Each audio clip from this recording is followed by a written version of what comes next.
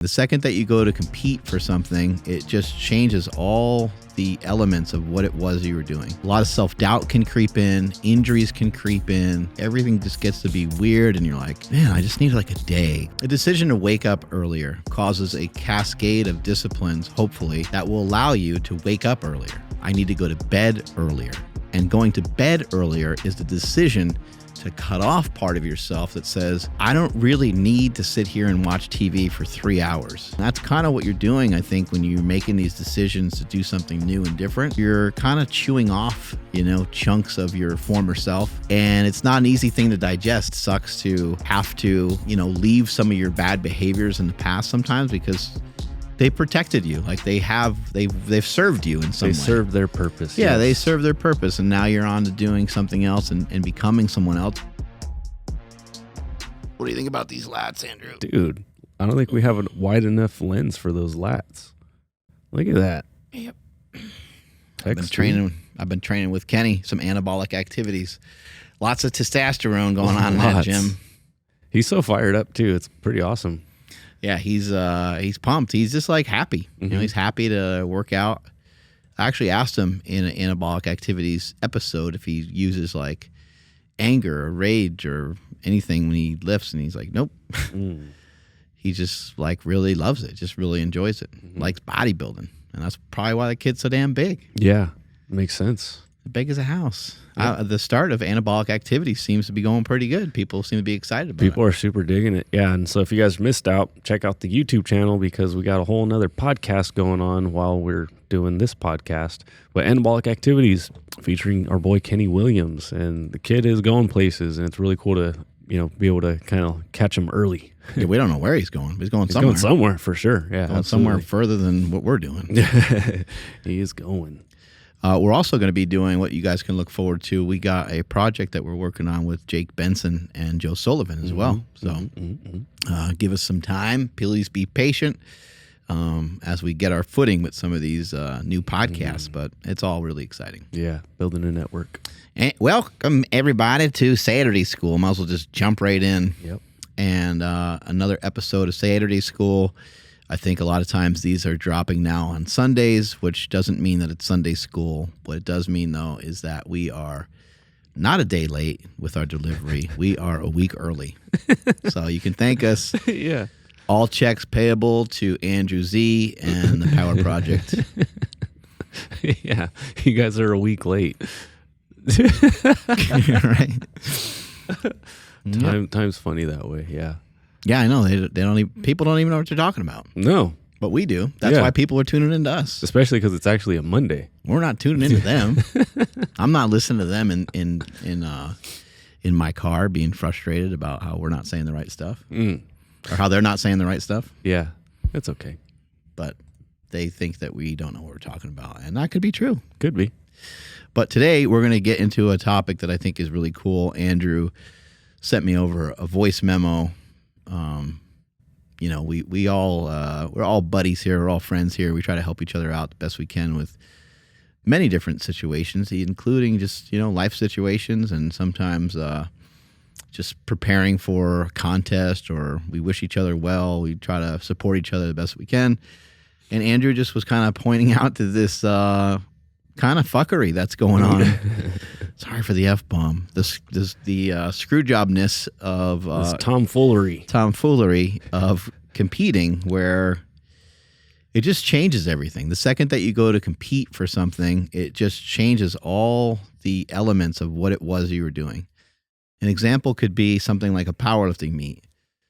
Now I need to, you get 3 attempts. And then what are you allowed to wear in this particular federation? Okay, when I bench press, normally when I'm bench pressing, I like to wear elbow sleeves a lot in training because my elbows bother me. And then can I wear a belt when I bench? Can I wear a belt when I deadlift and squat? And you have to learn the rules. And someone will say, oh, what federation are you lifting in? So then you have to learn the rules of the particular federation that you're going into. And I imagine the same thing. You're finding some of these same things happening with jiu-jitsu. It's like the rules might be a little different if you're competing in a different organization, right? Yeah. I mean, even simple things like in practice, I'll go for a pant leg or something, and I'll have my instructor be like, "You're going to get disqualified." I'm like, "What are you talking about?" He's like, "You can't get under the pant leg. You have to go up and over and do it that way." And so I'm like, "Oh, like now I have to think about that." Like, this is the way I kick everyone's ass in practice, though. But it not true. But it's just another thing. It's like, if I was not committed to this competition, it kind of wouldn't matter. Mm-hmm. You know, he might point it out, but he wouldn't be like, "You just got disqualified," because he knows that I'm trying to win here. So little things like that will now start to creep into the head and give you something in addition to think about. Yeah, and then now you start to learn, like, oh, jiu-jitsu is like a points game. It's not really just, we're just going to go until somebody taps. At least in this particular organization, that's not the case. You get points. There's ways to get points, very particular ways to get points, and it's important that you know that and learn that. And so as you prep for competition, there's kind of no other way to really do it than to prepare for the inevitable, which is to like try to stack up points against the other guy's points. And someone's ultimately, you're going to have more than one match. Somebody's most likely going to win one of these matches via some sort of points rather than just, submitting every time. Although that is an option, just to submit the guy and get it over with and get out of there and not really worry about the points. Yeah. But there's also like a lot of things that happen as you prepare for competition, as you prepare for contest, because the contest is done a particular way with a particular set of rules. It now kind of puts you into a box. And then what often happens to people is they just don't feel like they're as knowledgeable as they thought they were. A lot of self-doubt can creep in. Injuries can creep in. Getting like just things like getting sick can creep in. Getting kind of off pace with like your food and your sleep and family stuff. Just like everything just gets to be weird, and you're like, man, I just need like a day because I'm just getting like snowballed here. Like things are compiling on top of me, and I need to be able to breathe so I can kind of make it to the next workout, organized and stuff. And then sometimes you get a hold of yourself and you get your footing again. You're like, okay, now we're back into my stride and things are feeling good again. And it's not always, there's not always, these hurdles, but normally when you first are starting out in something, there's like all these things that happen that just like add to the story. It's like, all right, well, you were doing great and it looked like you were prepared to really tear it apart on the competition day. But now, here's a torn bicep to deal with in this powerlifting meet. Here's a really, injured shoulder, getting ready for your bodybuilding show. It's like, man, you're like, man, what is, and I think to me, it's like an opportunity just for more challenges. It's like, you know what, I signed up. Just going to shoulder this stuff, throw it on my back. It's part of the backpack. It's part of the story. It's part of this journey. So let's just ride it out and see what the hell happens. Yeah. And it's almost like if it was super easy, it wouldn't be, as valuable. And I knew stuff like this would pop up, but you just don't know what like ugly face is going to pop up in front of you. And then when it does, it's like, oh no, like anything but this. And then it's like, well, okay, here we go. I guess I can play the clip, which I wasn't expecting to have it be part of a podcast. Have it be part of a podcast and publish. So hopefully, I don't remember exactly everything I said. Hopefully, I didn't cuss much, if at all. But in the clip, you guys will hear. It's like, let me just play the clip. How about that? You cool with that? All right, cool. I think I explained this on air, but when it comes to winning or losing. My competition coming up, I had said, as soon as I hit, my bare feet touch that competition mat, I will have won. Yeah. And I think that's because that'll be like the final breath of this, this inner little person that I'm going to be killing off. We were talking about, killing off a piece of ourselves. That's when I think that's like I said, it's going to take its last breath and be dead forever. Unfortunately, I think it knows that. So it's playing dirty. It sent me a cold in freaking 96, 97, 98 degree weather. Like, who catches a cold when it's freaking this hot? So it did that. And then this morning during takedown practice, I kind of took like not even a hard fall, but just a fall. And I felt it instantly. I was like, oh, shit. So something's going on. It's fighting dirty. It's throwing everything it can because it knows it's about to die. But yeah, man, I tweaked my back. Not quite like the chronic back pain that I've had for a long time, but very similar vibes. It's hard to put on shoes. It's hard to, get up and down. It hurts to stand up, kind of hurts to walk. So little things here and there are bugging it, but I'm trying to move around. Did the cold plunge, did a super hot shower. I have this cheap, tent sauna. It did okay. It did its job, right? It got me nice and hot and sweaty. Just got cleaned up, feeling a little bit better here and there. But I don't know, man. I just wanted to kind of send this over to just, it's crazy to me, right? Like my inner self knows that it's about to die, so it's fighting back, but I'm not going to let it beat me. All right, man. I'll talk to you later. Yeah, really well said. I liked a lot of that. And something I've talked about on the podcast before is like you're cutting off or trying to kill, parts of yourself. And I mentioned before on the show, like there's parts of yourself that you hate, and I hope that people don't like misinterpret that, and think that I hate any part of myself, like in some sort of powerful way that's like a real negative. It's just like you have traits of your body, physically, mentally, where you're like, I don't really like that about myself, and you're like, it's part of the process of like working on getting better is to not only get better, but also cut off those tendencies and cut off those things that you do that are not allowing you to progress. So a decision is not a decision to wake up earlier, causes a cascade of disciplines, hopefully, that will allow you to wake up earlier. So for example, if you're going to wake up earlier, you're most likely going to start to go to bed earlier, because the whole point is to try to be a person that accomplishes more every day. It doesn't matter when you wake up. You can wake up at 11 o'clock, you could wake up at 11 a.m.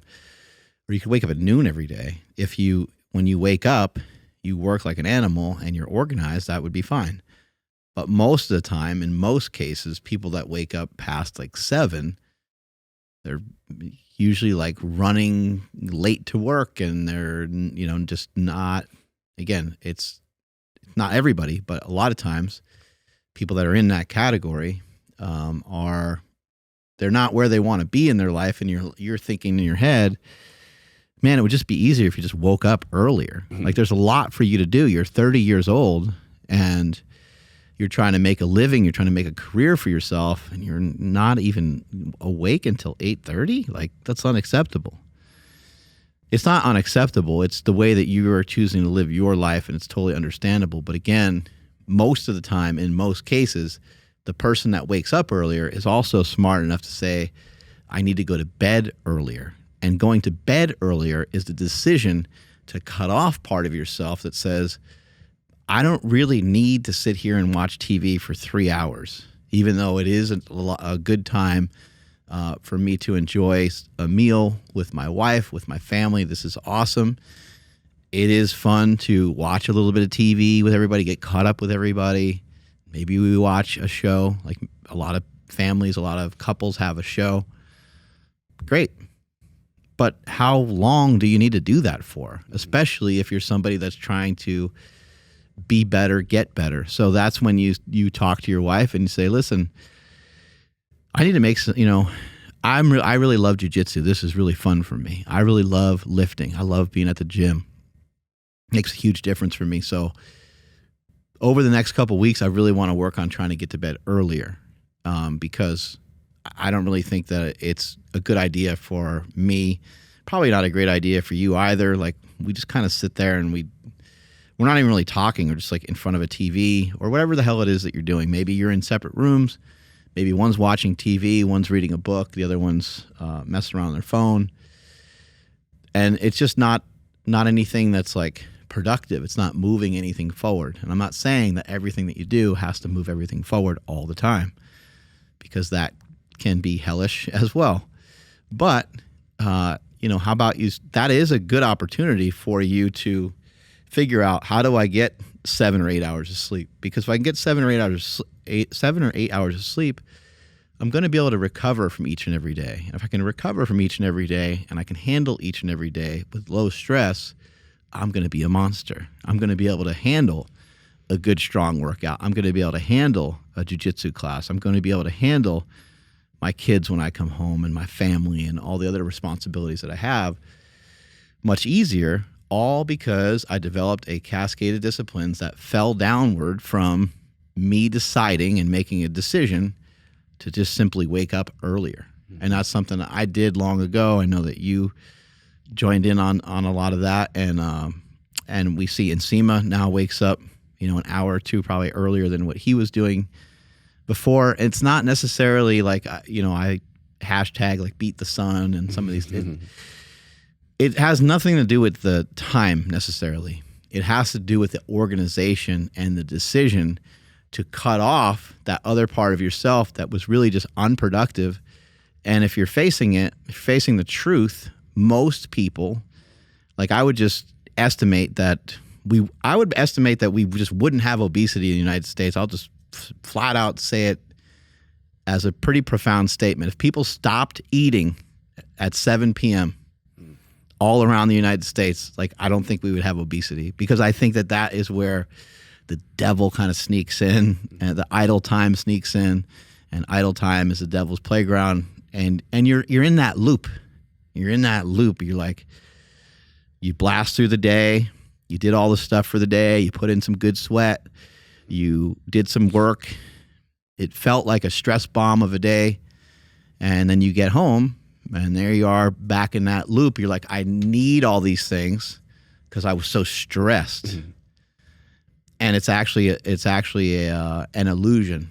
You don't need the beer. You don't need the candy. You don't need the ice cream. You don't need the pizza.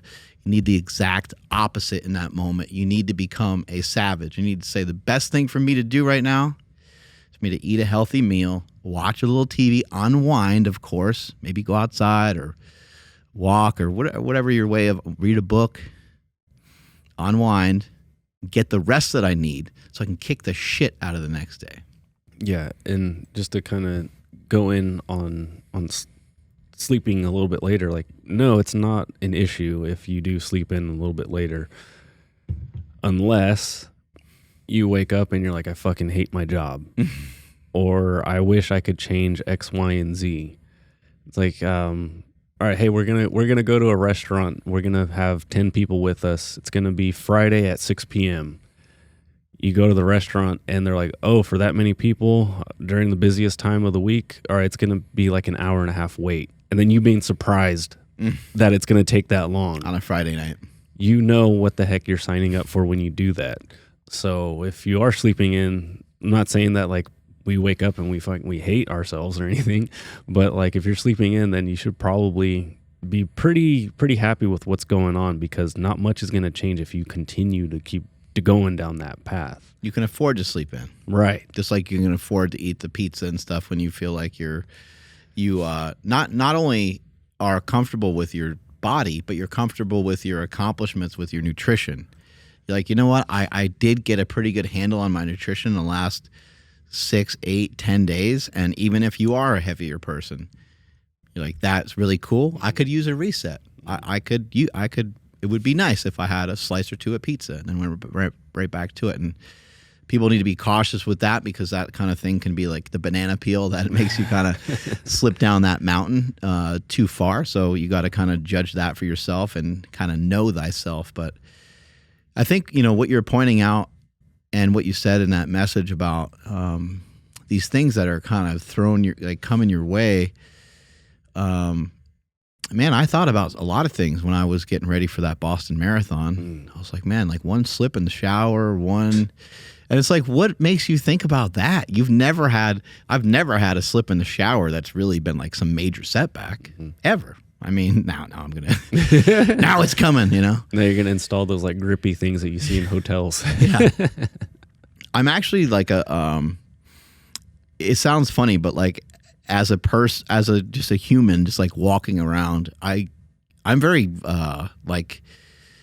cautious because I know the world is a dangerous spot, you know?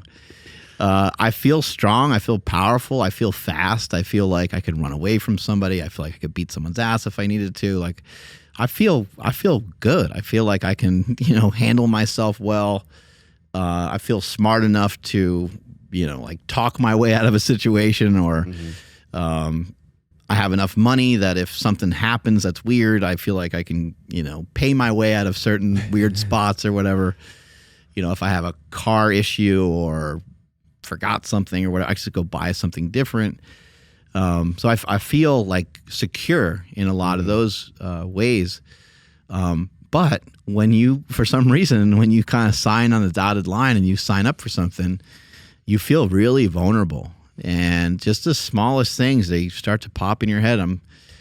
I was really worried about my feet during the Boston Marathon because I know like how important it is to take care of your feet. So I'll put on the toe spacers. I would, I'd have my wife, because it's like kind of hard for me to figure out how to like see my own feet all that well. I mean, I can kind of see them by like kind of propping them up here and there, but you can't really see them the way that she can see them. And so I'd have her check and see like, is there anything weird? Like, cause I don't want a blister or a callus or anything. And every once in a while she'd be like, oh yeah, you got a little something here. And she would just like shave something away. God bless her for messing with my gross feet. But yeah, I was like really meticulous with those things. Meanwhile, when I was just running normally, I didn't ever think about it. It was never a problem. But just all this stuff, it just kind of pops into your head. You're like, what if I have the wrong shoes? Or what if my socks start to rub? Or what if I hear people complain a lot about chafing? Like, what if my legs rub together a lot? And at mile 15, it's just like it doesn't sound like it's that bad of a thing, but people get wrecked by these things. People end up crossing the finish line of marathons with like bloody nipples because their nipples are chafing on the shirt and stuff like that. There's kind of all these like, horror stories that you hear and you're like, is that going to be me? Am I going to end up with that? And it can kind of like compromise some of your energy and some of your brain. And so just my own experience getting ready for the Boston Marathon, everything was fine and everything was going really well. But it's almost like there's a part of you that doesn't want you to do it. There's like a part of you that's like, yo, dude, like, yes, this is too new. Like, hey, bro, like yourself is like tapping yourself on the shoulder. Like, just turn around, give me a hug, and it's okay. Like, you don't have to do this. You don't need to do this. What are you trying to do? You're trying to prove yourself to everybody else, or like, what's this for? And you're like, no, I'm doing it. Like, I'm training for it. Like, everything's going really good. And yourself is kind of like, well, all right, but you're going to get hurt, and you're like, nah, you're like, I'm going to be fine. And yeah, just like any of these like little things of self-doubt creep in. I remember, preparing for the Boston Marathon, hearing people start to talk about Heartbreak Hill. And I'm like, the whole entire just idea of running a marathon, since I never ran one before I did that one, was heartbreaking. I'm like, I don't need any more heartache or heartbreak than that. And you're like, no, I'm a positive person. Like, I know, positive. I got to be positive. I got to think about this in the right frame of, I need to frame this correctly. It's going to be, okay, it's not going to be hard. It's going to be challenging. All right, that sounds pretty good. And you start it and you're like, well, it's just really one foot in front of the other. You're like, okay, well, it's one foot in front of the other for a really, really long time. And then you start doing some of the math and you're like, well, my half marathon pace is like this long. And you kind of double that, and you're like, oh, okay, now I'm on my feet kind of automatically for 4 or 5 hours. And then you don't even really factor in the fact that in that second half of a marathon, if you never ran one before, how much slower you're probably going to be in the second half than you are in the first half. Again, you just haven't gone that distance before. And of course, I've tested those distances and things similar to those distances in training, but training is just a different ball game. And just to kind of show you how screwed up your mindset is, I went through like 22 miles of running I was fine. Like, okay, like a day and a half, a little messed up or whatever. But because it was training and I didn't make it a big deal, it wasn't a big deal. But I'm making this marathon. This is a huge deal. And the Boston Marathon kind of does mean a lot for a lot of people. But if you turn it into a bigger deal than it actually is, it will really feel that way. It'll really weigh on you. And so I was thinking of all kinds of stupid stuff. I was like, what if I stub my toe? What if I do this? What if I do that?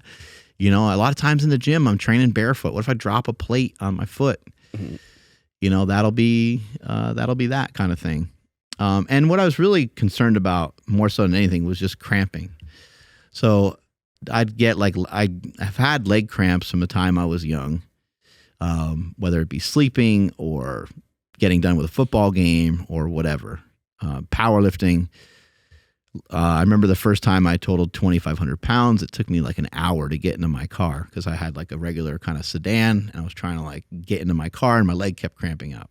I had to keep like walking around, drinking water.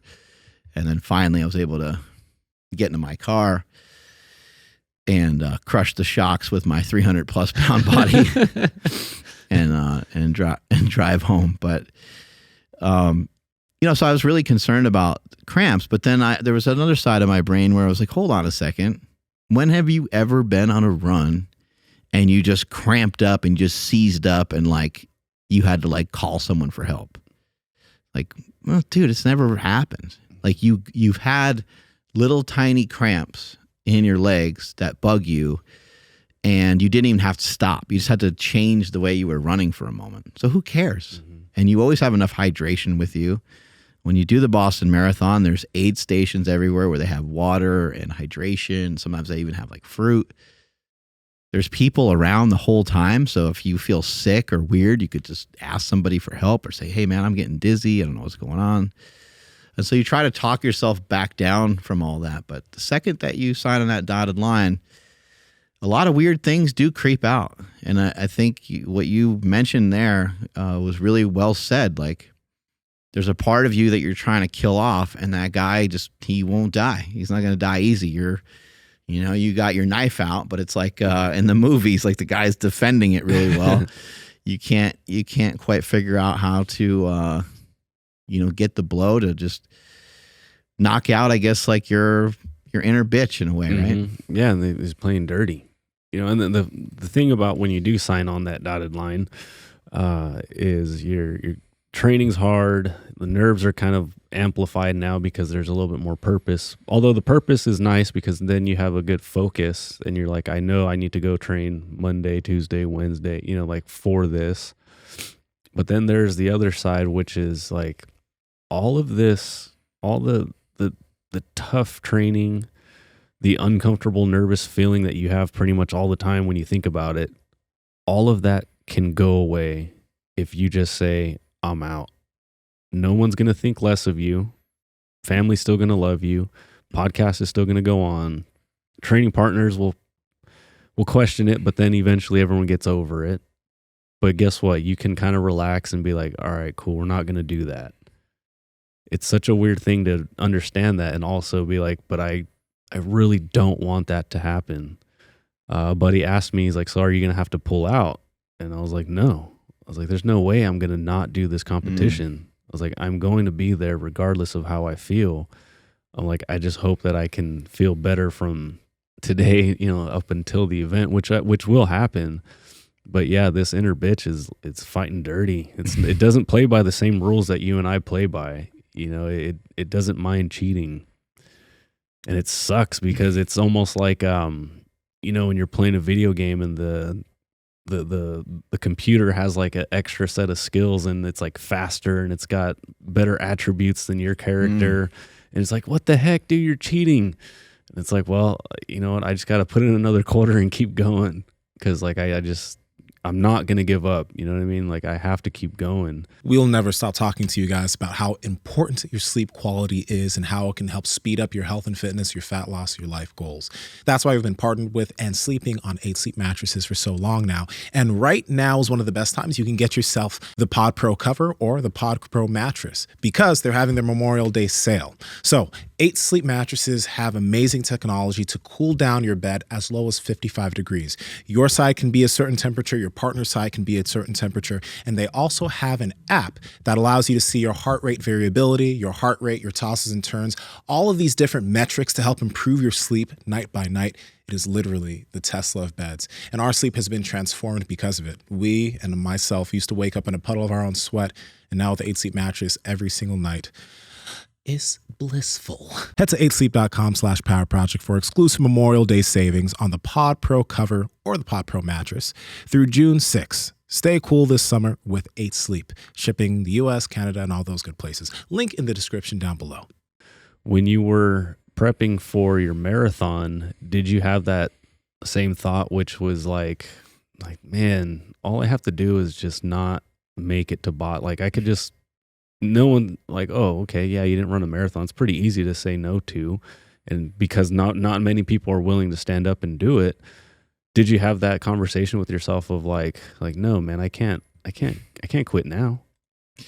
Yeah, you feel like you're locked into it. You know, you feel like you're locked into it, but you're also, you know, for me, I'm also thinking about like, well, you know, you are the one who signed up for this. You know, this is your thing. And for me, you know, with like nearly 600,000 followers on Instagram and just kind of being who I am, I have weighed out the like costs of a lot of things over the years and really thought about it. Like, is this really what you want to do? Are you doing this for some other, trying to do this for like other people? Or like, what is this for? Like, are you really going to be running in 5 years from now, 10 years from now? Like, yeah, I believe so. I really do enjoy it. You know, so if I could start to answer some of those questions, then I could start to kind of basically deny any regression and deny like pulling out of the competition, you know? And ultimately what happened is because I ended up in an ambulance because I went on a particular run one day, just whatever the hell happened to me, I got basically. And that was, you know, I was full of a lot of confidence at that time.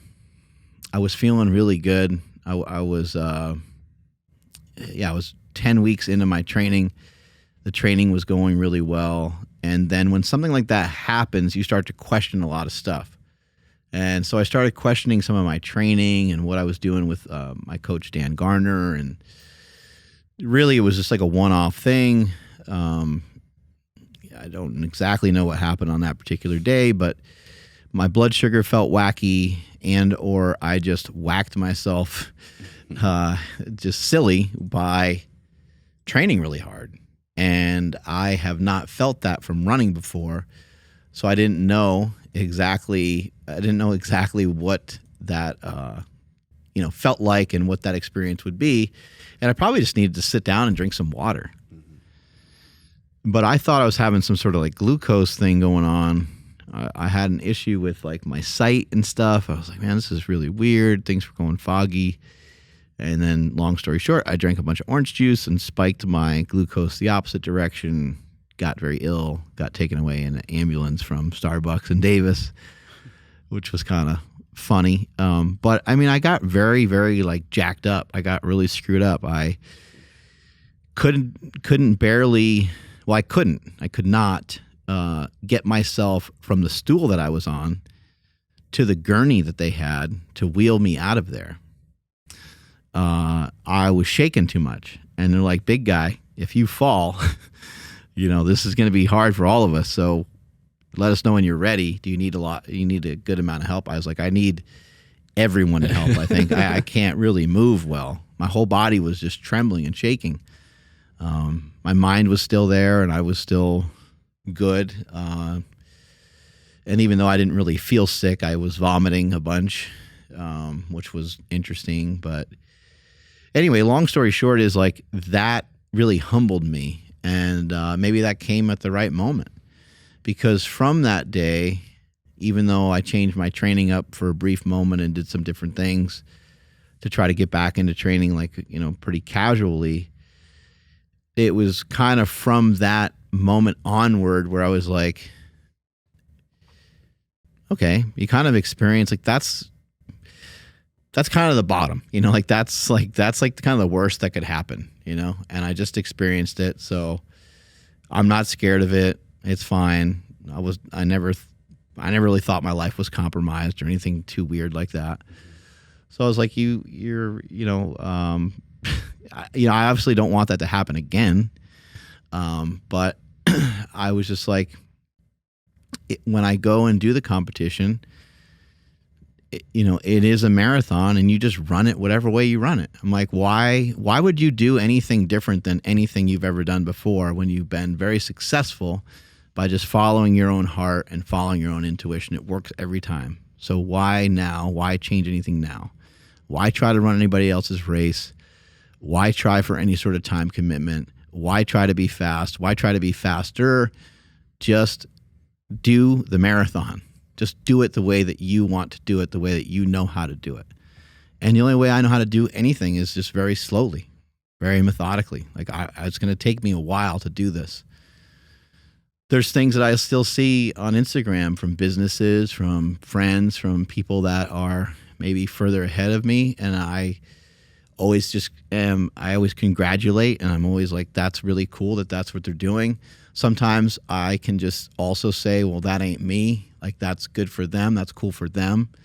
I'm not even going to really try to mess with what they're doing. That's awesome. And I applaud them. And that's amazing that they found something they could be really successful in. But other times I'm like, all right, well, maybe 3 years from now, 5 years from now, 8 years from now, maybe I can get to a similar spot if I just take my time. If I start thinking about it now, and if I'm like, if that's actually what I like to do, as long as I'm doing it for a while, I'm going to be good at it.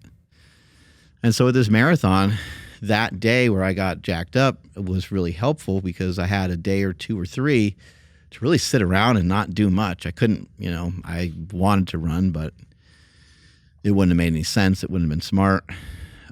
So I actually took like 8 days off completely from running.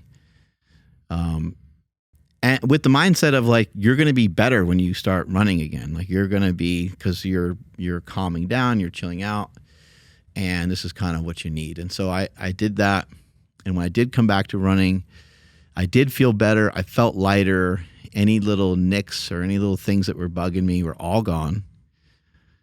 And that's when I just decided to have like a little bit more casual approach to my training. And that's when I decided to treat the race the way I've always treated everything. And that is to just do it my way.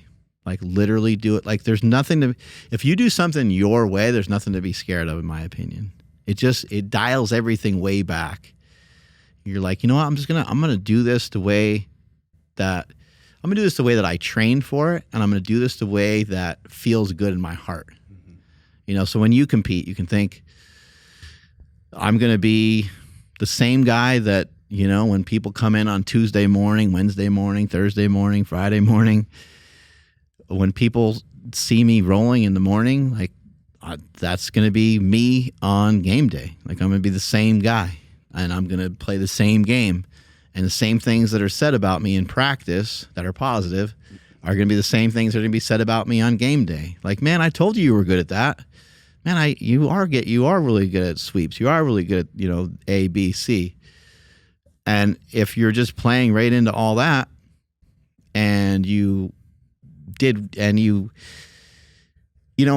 whole thing about like, doing your best, and then like if you lose, you still want, people get all crazy about that, but it's not any more evident in jiu-jitsu and in like MMA. Everybody loses. Everyone loses all the time, so the way I would look at it, if I was to go into something like that, and if I wouldn't I wouldn't play to lose by any means. I would be aggressive and I would do the best and I would use my training to the best of my ability.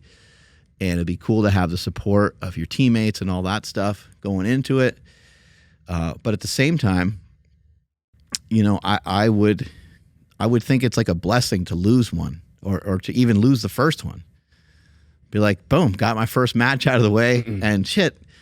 Like that really sucked. The guy caught me in something I know way better than that. I don't even know what was going on, but I was being aggressive and I was going for something and it was kind of foolish and he got me. But let's see what happens in this next match, you know, like fired up and excited, like, oh, that guy, the guy taught me a good lesson right there.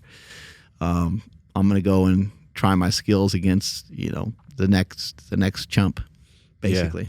Yeah. That's the advice that I keep getting, which is, you know, you're just doing jiu-jitsu.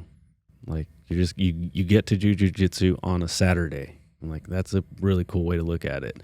So we did like a comp simulation roll, maybe a week or two back now. And it was very eye-opening because I got gassed really fast. You know, like for some reason, it's the exact same thing. Like we got enough time for one more round. You're going to be coached by, you know, this coach over here. So let's just, you know, let's go for it. And my buddy Chris, he's so good. He's like, I'm like, don't look at me as a brown belt. Like I'm going to turn into a white belt. And so he was doing some like, you know, some novice things. Like he would grab me and like wouldn't let me go. But it's like he's not doing anything for himself. He's just getting tired. But he's like, that's what you can expect sometimes with some of these white belts that are inexperienced.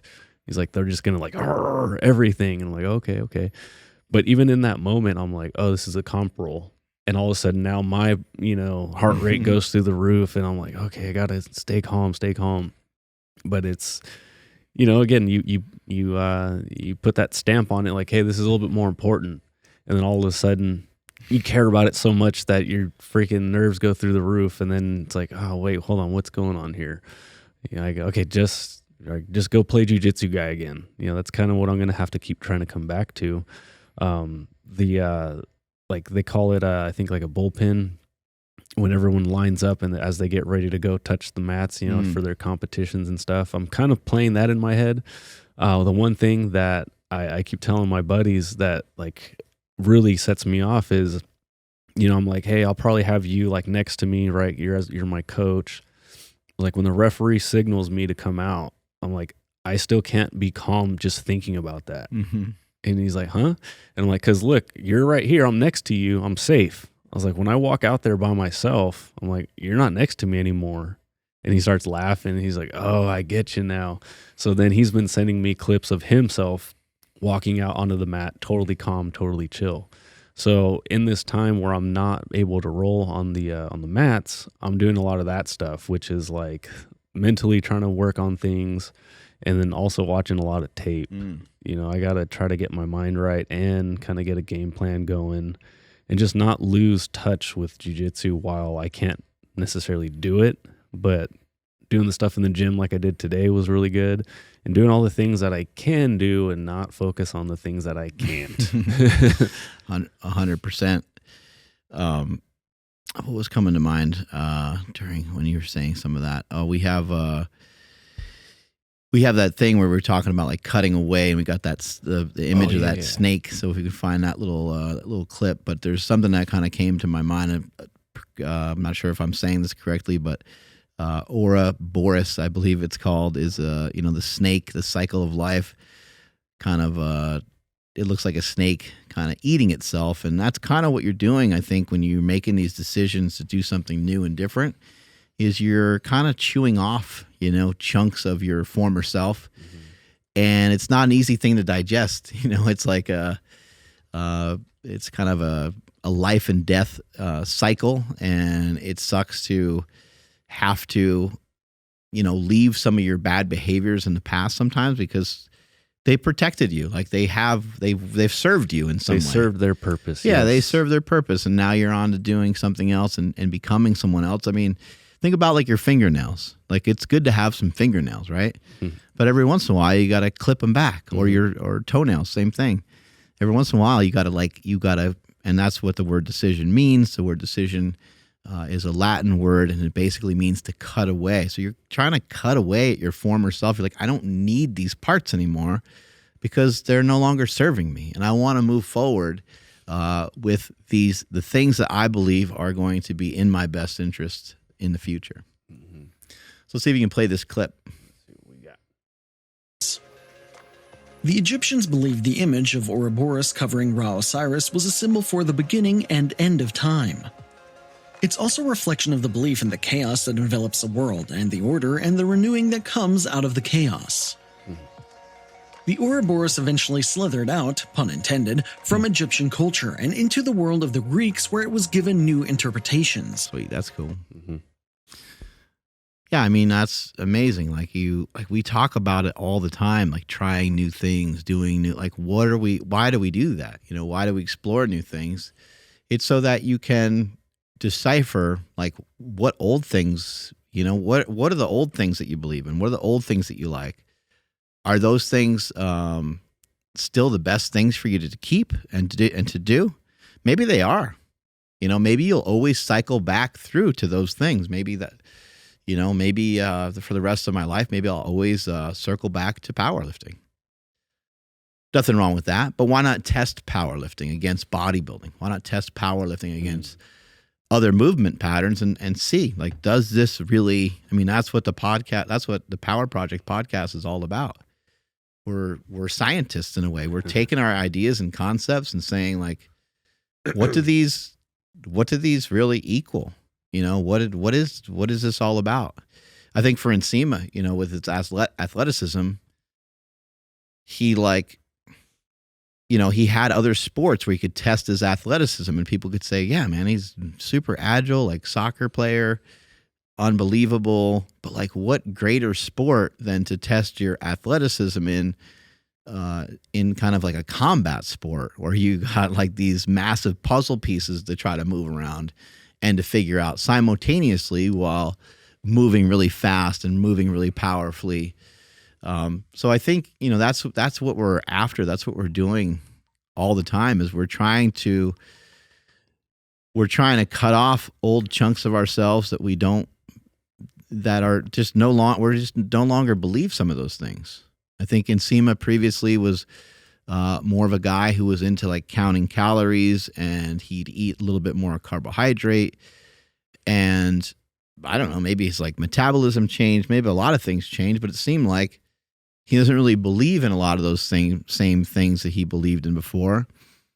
I think he thought that he had to fuel himself with a lot of carbohydrate, and maybe if he went back into bodybuilding, maybe he'd do the same thing. But now he's in a sport that's very intense, that does require, you know, some carbohydrate, and he chooses to eat less because it's just like a new belief. Will that belief change? Yeah, sure, it could. You know, maybe he gets into a different sport, realizes he needs something different. Maybe as he keeps getting to a higher level, maybe he'll realize he needs to change his nutrition in some other way. But that's what we're trying to do here all the time, is we're constantly testing these things, and then hopefully we're able to give you guys a message that you can decipher and start to kind of ponder some of these things that we're talking about. Yeah, the inner person that I am trying to kill off, I'm still going to honor that person, right? Because now I feel like there's almost no type of injury or pain that's going to scare me moving forward, because I had damn near 2 decades of this back pain. And then when this happened, it wasn't like a dramatic thing. You know, like I just took a weird fall, and then I recognized in that very moment, like, this is different than just like a bump. Like, this is actually like, I think I tweaked something. But I knew, I was like, okay, by Tuesday morning, I should be good to go, like at least to move around quite a bit. And then as time passed, that actually wasn't the case. But I'm like, okay, you know, you said it really well in the gym. You're like, this is about a 2-weeker that we're going to fit into a 6-day window. Yeah. And I'm like, yeah, I could do that, you know? And so like every single thing I've done is to help make that, you know, come true. But when it happened, I didn't get depressed, you know, because the person that I am actually trying to kill off had been dealing with it for so long that it was like, oh, we got this. Like, it's not that big of a deal. So even though we were talking about like sort of disliking this person that we are trying to kill off, we're still learning from it. And we have a lot more like things to be grateful for than to be upset. But with all that being said, I'm definitely going to celebrate when it's gone. You know, that'll be a huge win for me. Has your wife and other family members like noticed big changes in you in the last 2-3 years to where maybe even for some family members, maybe it's like too much? I don't know about too much. At least no one's mentioned anything. Yeah. You know, they haven't come out and said so. Yeah.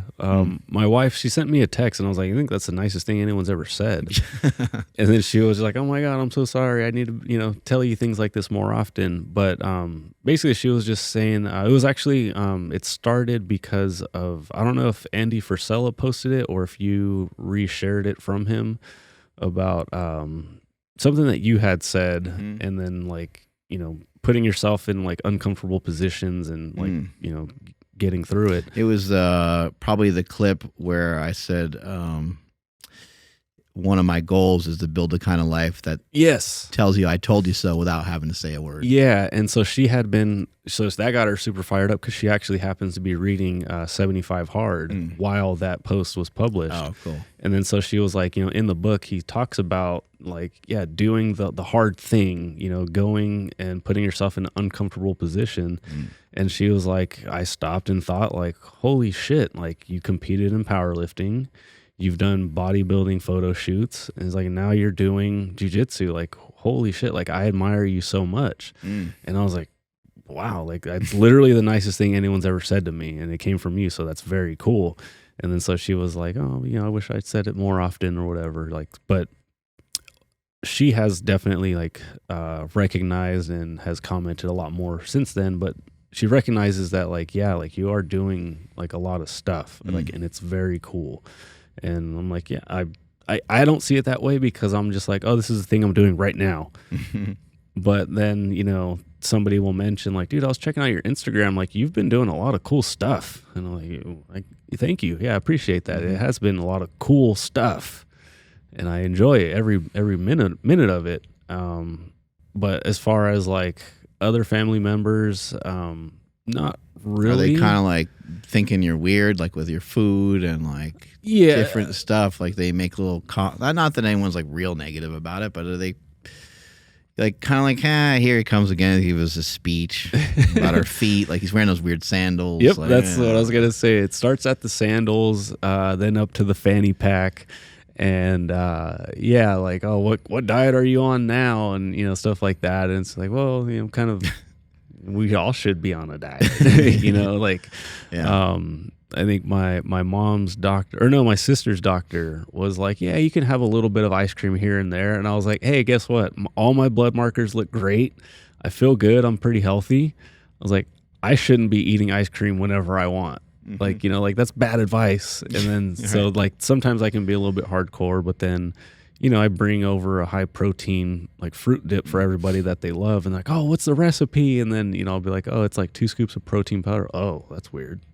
Like, no, it's not weird. It's still the thing that you liked 2 seconds ago. It's still good. Yeah. Then they're out.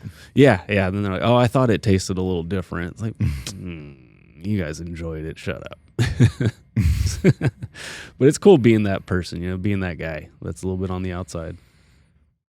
Yeah, I can't even tell you how many times I've, you know, prepared for a powerlifting meet or like it's just these things, they come up, you know, and it's just gonna be things that are gonna challenge you a little bit more. And it depends on your personality, depends on your life experiences. Maybe for some people, maybe they won't experience like any real hardship as they prepare for a competition. And I hope that they don't have to really, you know, play mental jujitsu with any of these like ideas, like wrestle around these ideas. But it's very common. It's very normal if you're going to do something that maybe your body just hasn't done before. You know, the first time squatting 1,000 pounds, you know, competing in just interesting new places against interesting new people, competing, you know, having the stakes rise higher and higher, you know, competing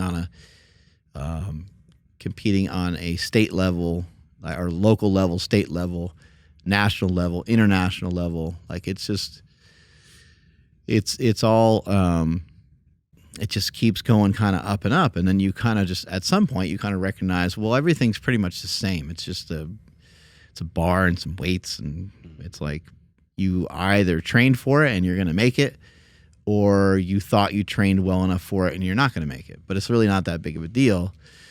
But it is kind of a big deal because the weights are heavy and anything can happen, and it could be, with the kind of weights I was lifting, it could end your life. Oof. I mean, it could literally end your life. And in a lot of sports, I guess you can say like, anything can happen. But, powerlifting, when you get to squat 1,000 pounds and bench 800 pounds and things like that, like it's just very, like that's dangerous, like instantly dangerous. And so, I mean, those things, they're kind of there, but those things die off too. You get to kind of kill those thoughts off too. And normally, like my method to kill those things off was just to be like aggressive, be fired up, be excited about what it is I was going to do. And again, doing it my own way. I saw a lot of lifters. I saw a lot of lifters, like, I guess I would say, acting like super hardcore, and I never really admired that. Mm-hmm. And the reason I didn't admire that is because I knew it was like a facade. So I would get fired up and hyped up and yell and make some noise and stuff, but I didn't feel like I was trying to send some sort of message of hardcoreness, and maybe some of those other individuals felt the same way when they were doing some of those things. But I've seen guys like headbutt the bar and like just kind of act like assholes. And like, you've been around me a bunch, and even when I was lifting heavy, like, I might get pretty serious about something for a moment. I'm sure I look very scary or intimidating or whatever for a moment. But then I get back to, making inappropriate jokes and messing around with everybody, as soon as I possibly can, because I don't really like that.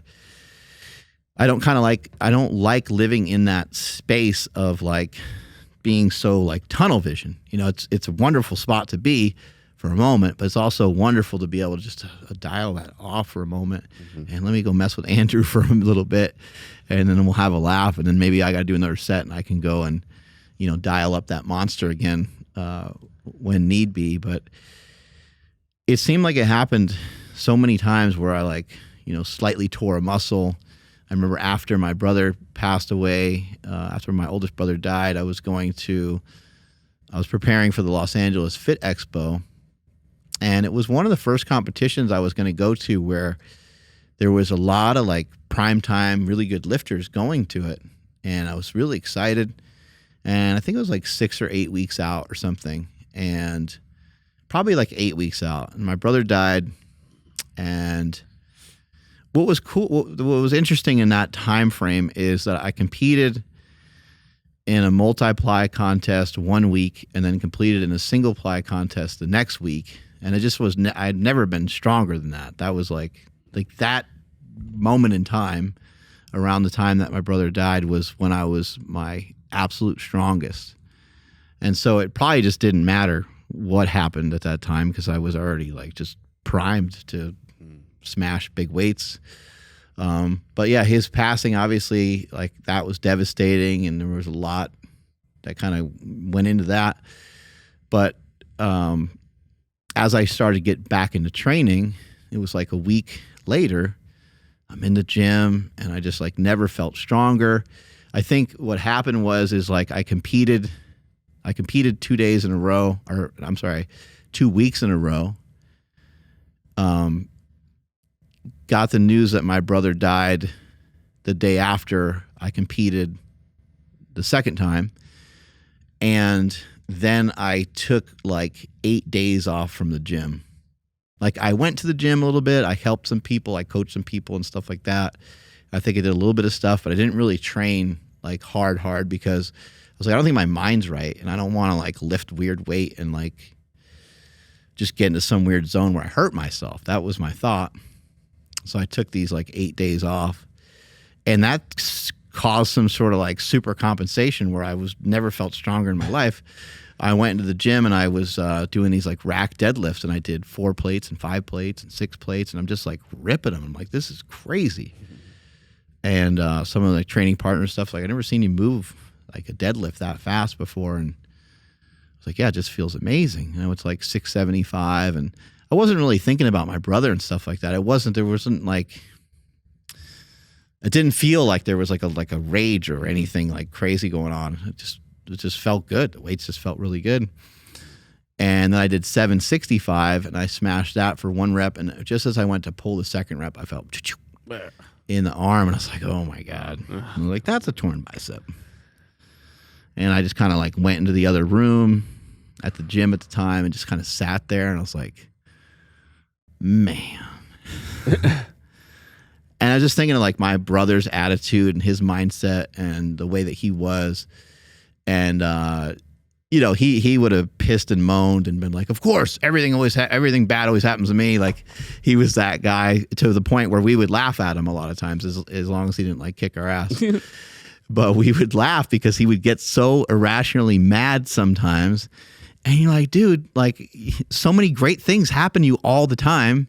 You just happen to get flared up when one little bad thing doesn't go your way. Mm-hmm. Like that's the way he was.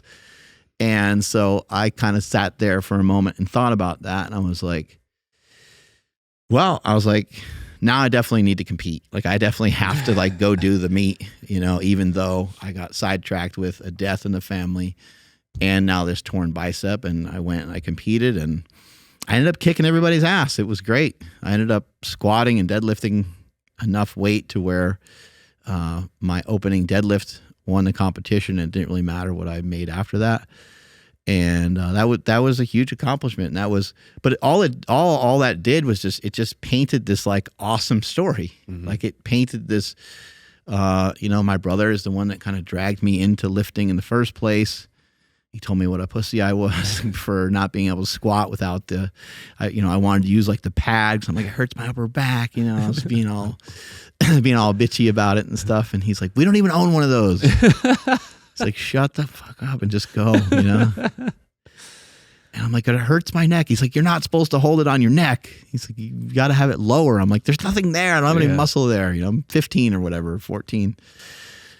Anyway, you know, I went and competed and did that. And those are some like, yeah, there's some sad moments in there, but those are like some of the great moments. Those are some of the best moments I've ever had in powerlifting. And I even got to beat my own training partner, which was sick because my training partner was just incredibly strong. He was from the beginning, from the time I met him, he was way stronger than I was. So that felt really good too, even though that was a little bit weird, but I was just a person on a mission at that time, you know? And so these things that happen to you that you feel are, you know, things that are going to be a big deterrent from you competing in a powerlifting meet or a half marathon or a jiu-jitsu tournament.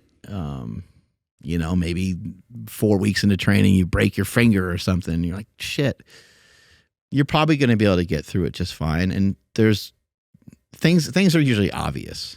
You know what I mean? Like things, like if you can't compete, things are usually pretty obvious. Like, okay, you know, I lost, you know, a bunch of skin shot off of my arm because I got into like a motorcycle accident. You're like, well, of course, you know, you need multiple weeks to be able to recover from that. Just not in the cards for you to be able to do anything. But, yeah, I mean, getting ready for that contest was a testament to being able to calm myself down, have some like equanimity, and just having good people around me. You know, I remember talking with Jesse Burdick. I'm like, I can't deadlift, you know? And he's like, you can't deadlift anyway, so it doesn't matter. Like, you're not very good at it anyhow. And he's like, just don't train it. You know, he's like, just, you know, pick up a little bit of stuff here and there when you can. And I think I deadlifted like 315 for a few sets during training. But when I got to the competition, the bicep held together enough for me to hit a big enough deadlift to make everything work out the way that it did. But again, it was also just like a fun way to honor like my brother. When you have a purpose or an intent on what it is that you're doing.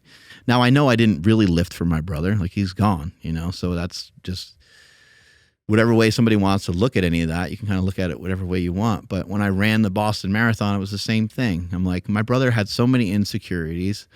I'm running this thing for him. My mother had so many insecurities. I'm running it for her. But ultimately, I'm running it for myself. I got my own insecurities that I got to lug around too. And, when I think about my mom, I think about someone that was just damaged from a poor upbringing, a poor childhood, didn't have people around that encouraged her, that loved her, that showed her that she could do it, but she was strong enough to show me and my brothers that we could do it. And I always thought that that's like one of the most powerful things I've ever seen or ran into, because I'm like, how does she have it for us, but not for herself? And she was kind of scared of just about everything. But I was like, you know what?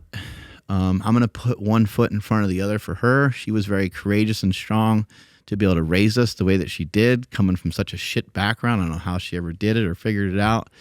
But if she could be that strong, even with the circumstances that she had, there's no way I can't figure out a way to run 26 miles. Like, this is going to be easy. And then also for my dad. My dad spent 75 days in the hospital in a row. He had multiple surgeries, did so many surgeries, I didn't even really know exactly what happened at some point. And he's still with us today, and he's still strong today, and he's still happy and still, doing all kinds of cool stuff with my kids. I'm like, if my dad can, I think about this on my runs. I'm like, if my dad can spend 75 days in the hospital, not knowing whether he was going to live or die, every other day or whatever the hell was going on. He lost like 80 pounds when he was in there and was very frail, and his body was compromised many times. He was like, he couldn't move. He was incapacitated. It was just a nasty, nasty situation. But if he could do that for 75 days, come on, man, you're telling me I can't like run for 2 hours straight? Like, I could figure it out, right? So there's people probably in your life, and there's definitely, even if there's not people in your life that you can reference, there's definitely ancestors of yours that were way tougher than anything you could possibly imagine, that lived a life that got your ass here somehow. So you might be able to draw some good energy upon some of those things. Pat Project family, we love beef on this podcast. We talk about it a lot. All right. We love our meat. But sometimes eating the same meat all the time can get a little bit boring. That's why we partnered with Good Life Proteins, which also has certified Piedmontese on their website. But sometimes you might just want to eat some chicken or fish or duck. Duck. Who eats duck? But you can eat duck. That's why if you go to goodlifeproteins.com, you can select their Build-A-Box options and input all the proteins you want. Then you'll select subscribe and save to save money on all of your meat. If you enter code PowerProject at checkout, you can save up to 25% on your subscription. That means you're going to be saving 25% on all of that different meat that's going to be heading to your door. Once again, head to goodlifeproteins.com. You can enter code PowerProject and save up to 25%. Links are in the description box below, as well as the podcast show notes. Did you look at some of the things that you accomplished more so or less than what others accomplished in order to kind of get yourself through some of the training and even, I guess, the Boston Marathon? You were just mentioning, your parents. Mm-hmm. Did you think like, none of these people squatted over 1,000 pounds? Like, you guys have no idea what hard is. Yeah, to some extent, but it's also like, like what's relative or what's relevant, Okay. There were some people at the marathon that I saw, like, some guys were pretty like fit and stuff. For the most part, you're right. The people were pretty small, Mm-hmm. they're not, there's not a lot of people that are like, over 200 pounds. But yeah, I think the things that I accomplished gave me confidence to be able to accomplish other things in other areas. Mm-hmm. So the squats and the different things, but there was kind of a little bit of a component of, the Boston Marathon does have a lot of hills. I'm like, well, you're a strength guy, so like a hill kind of takes some power to get up, and you should be able to get up a hill just fine. Like if I'm to race somebody up a hill, somebody that's like really fast, like our boy Terrell back in the day, someone who's like a track athlete in college or something. I can't, I'm not going to be able to, but I think for the most part, I'd be able to shock people pretty good with being able to run uphill. Now, just being able to sprint like regular on the regular street, I can move decently, but I'm probably going to hurt myself trying to impress somebody that way. Whereas running up a hill, is more of like a power thing. But yeah, there are things that I did think of, when I was doing the marathon of like, yeah, like a lot of these people they haven't had my experiences, which is kind of a neat thing to pull from. I would say probably 95% of the runners there, like the runners, like the runners that are really good, were probably like I was when I powerlifted. Like I powerlifted my whole life. So they were probably people that have been running for 20 or 30 years.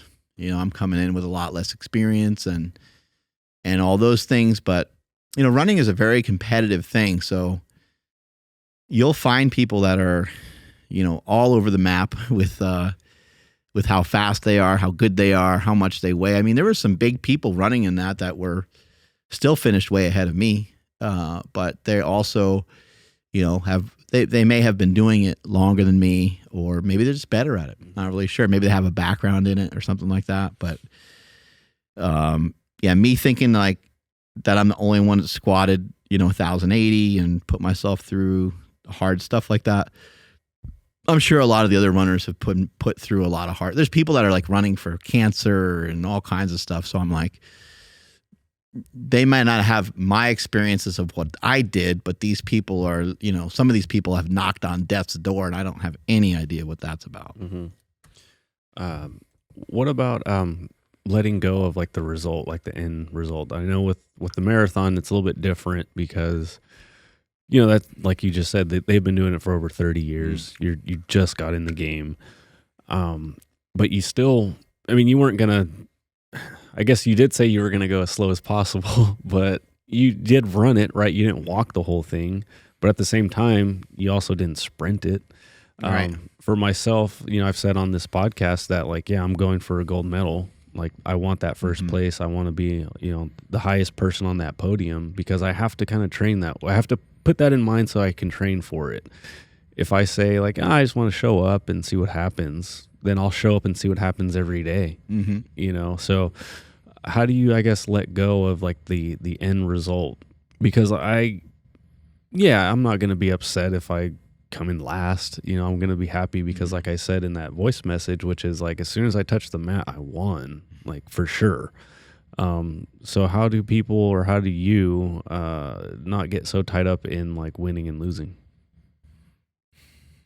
Well, in my position, I am just so poor at running at the moment that I'm not lined up to win anything.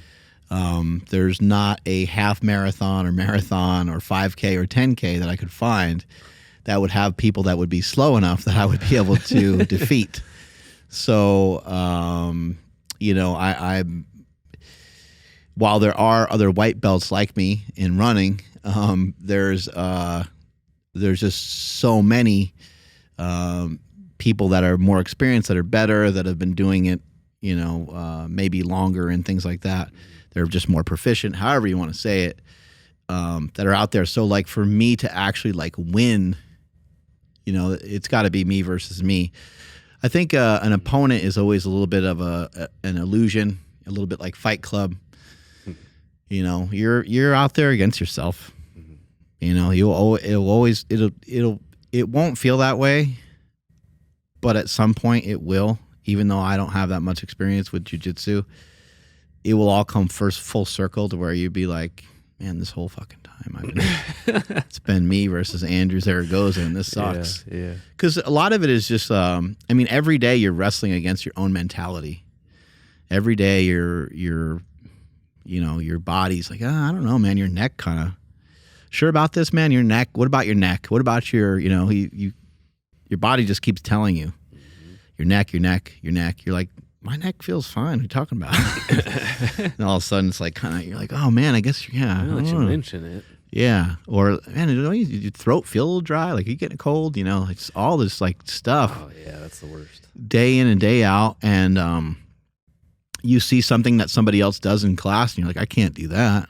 And it's like, then you're like, wait, no can'ts. Okay, we can't say can't. Oh, hold on, back that up. Okay, I can probably figure that out. It's going to take me a while, But you're like, that same guy does like a backflip and a split. Like, I don't know. So, in doing like professional wrestling, there was things that I recognize that, like, oh, I could do that now. I can do what that guy does now. Every once in a while I'd go, I could do what that guy does now and make it a little bit better. Then every once in a while I'd watch someone else and go, I'm not lined up to do that at the moment. Like, it's going to take me a while to figure that one out. And then other ones I would be like, I don't know if I'll ever figure that out. That guy's just... So I think what's been really helpful for me is just to get around people that are really awesome. Just get around people that are really, really good at what they do. Because you're never really going to win. Like, you go and win... you go and like win for the day, but it's like, kind of reminds me of the scene in Rocky when Rocky tells Mickey that he had a fight. He's like, I fought yesterday and it seems like you don't even care. He's like, I don't. And then he goes, I won. You should have seen me. I did real good. And he goes, oh yeah, who'd you fight? And Rocky says, Spider Rico. And Mickey just laughs. He goes, he's a bum. Oh. And it's like whoever you're gonna beat, or whoever these people, it's like you're new to jiu-jitsu, right? The guy that you beat 6 months in, like, he's just not gonna be that good. I mean, right? Like, he's just not. Like, I'm not saying he can't kick my ass, but he's not gonna be that good at jiu-jitsu. It's a funny, weird thing. But you're fighting yourself, and you're going to keep leveling yourself up. So I think in those terms, some people should be able to kind of just relax a little bit. And this is your first go of it. So what you're really going to do is you're going to probably measure this up to something else. You're going to measure this up. Maybe it's just a training for a while. Maybe you don't have thoughts of competing again for a while. Which is fine. You don't ever have to even compete again. You can just do it once and kind of see how you felt. But just like I did with my bodybuilding show, it's like I'll I don't know, maybe not forever, but still within the next 10 years, I'm going to compare myself to that stage bodybuilder, which is healthy for me, because I know what I did to get there, and I know it's not reasonable for me to be like locked in like that all the time. But I can say, you know what, I should be able to stay within sort of striking distance of that most of the time. And maybe that's for you, a couple years from now, you're maybe do jiu-jitsu a little less, maybe do it 2-3 times a week, and maybe it's a little more recreational because you're getting to spend more time with your son. He's older. Maybe he's playing baseball and you're at the baseball games all the time, or whatever it is. And things are just different. Well, you can always, still compare yourself to a moment in time where you were competing or being competitive, where you were training a lot, and you're like, well, you know what? I'm 42 now, and like, I'm way the hell better. Like, my 42-year-old self can kick the shit out of myself when I first started jiu-jitsu. And you'll probably even, your physique will probably even continue to, like, it's improving all the time. It's improving like little by little by little, but it's improved I think ever since I've known you. I mean, it might go up and, down and up and whatever, but the net positive is that you're always better, right? So I think people need to just not concentrate so much on winning, not concentrate so much on being fast, not concentrate so much on making money, not concentrate so much. There needs to be some concentration there. There needs to be some effort put into that. And you do need to have, like, what you want to do is you want to absorb a winning mentality. What you want to do is absorb a monetizable mindset. These are the things that you want. You want to have these like skill sets, the skill set of a winner. And then win, lose, or draw, you still have the skill sets of a winner. You still know that if you lose, what you need to do to be able to win. And if you don't improve on something, when you don't improve on something, it's just so obvious. So if you were to compete now, and let's say you won, and let's say everyone was like, whoa, like, shit, like, that was really amazing. Everyone's like really pumped. And then 3 months from now, you compete, and it's like the total opposite. And everyone's like, "What the hell?" And you'd be like, "Well, like you would already going into those matches, you would already know. You'd be like, this is, I'm gonna go and give it a shot, like I haven't been really training, as hard as I need to. The lifting kind of slipped, and the food kind of slipped, and you're in a different weight class, and like everything's just different, Barely made that one, yeah. Yeah, barely made that one, and that's not that's not the aim. That's not the goal. The goal is improvement. And again, it's not easy, but you're comparing yourself to yourself. So even on the note of making money, there's too many people like super obsessed with like trying to be like rich.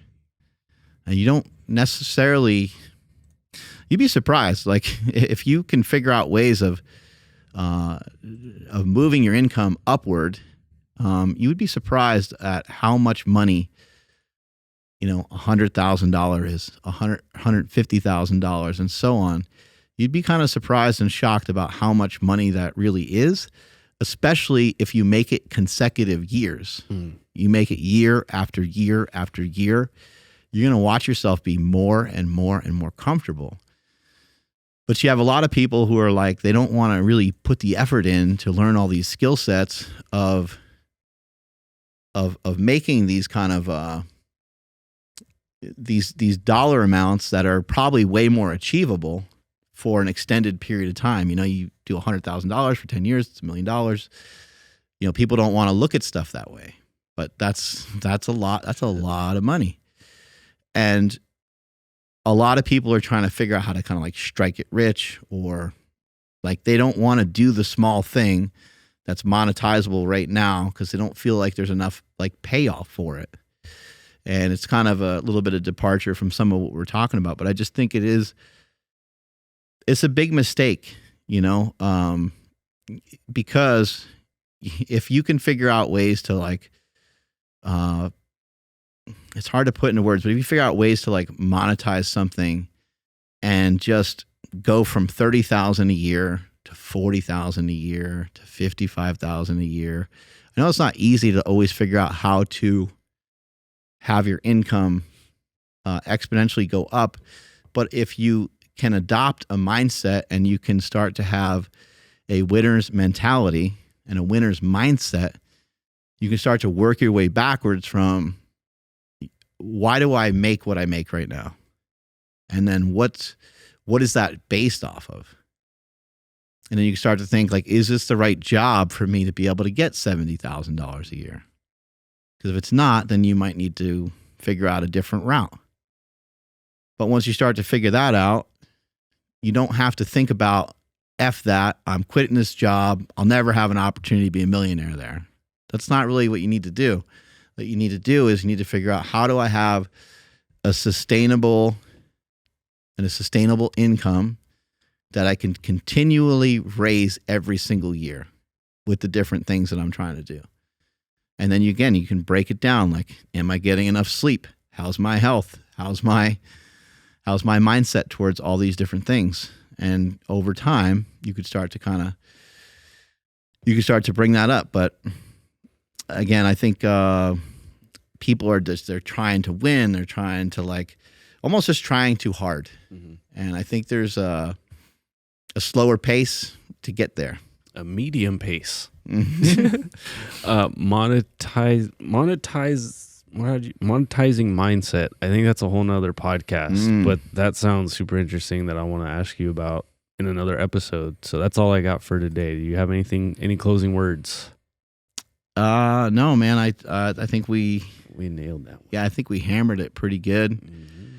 And just want to kind of reiterate just the decisions that you make. You're going to be leaving some comfort, because you're going to be leaving something that you're used to. Maybe sleeping in with the wife and snuggling up next to her. I'm sure that feels amazing. But getting up out of bed and going to jiu-jitsu, or getting up out of bed and heading to the gym, it's these kind of things are going to really mold and shape and change your life forever. And the decision to do one thing is a decision to chop off and to cut off a piece of you that is just gripping you and not allowing you to really advance the way that you need to advance. Take us on out of here, Andrew. Alrighty. Thank you, everybody, for checking out this edition of Saturday School, which might be published on a Sunday, so we'll figure that stuff out. But Week ahead. Yeah, we're a week ahead. We're going to pop up an episode called How to Kill Self-Doubt, Lessons from the Boston Marathon, which I think fits very well with this conversation, so make sure you guys click on that. If you're on the YouTube side, of course. Spotify, everywhere else, you guys can just find that episode. And make sure you guys are following the podcast at MB Power Project all over the place. My Instagram is at I am Andrew Z. Mark Bale, where you at? I'm at Mark Smelly Bell. Strength is never a weakness. Weakness is never a strength. Catch you guys later. Bye.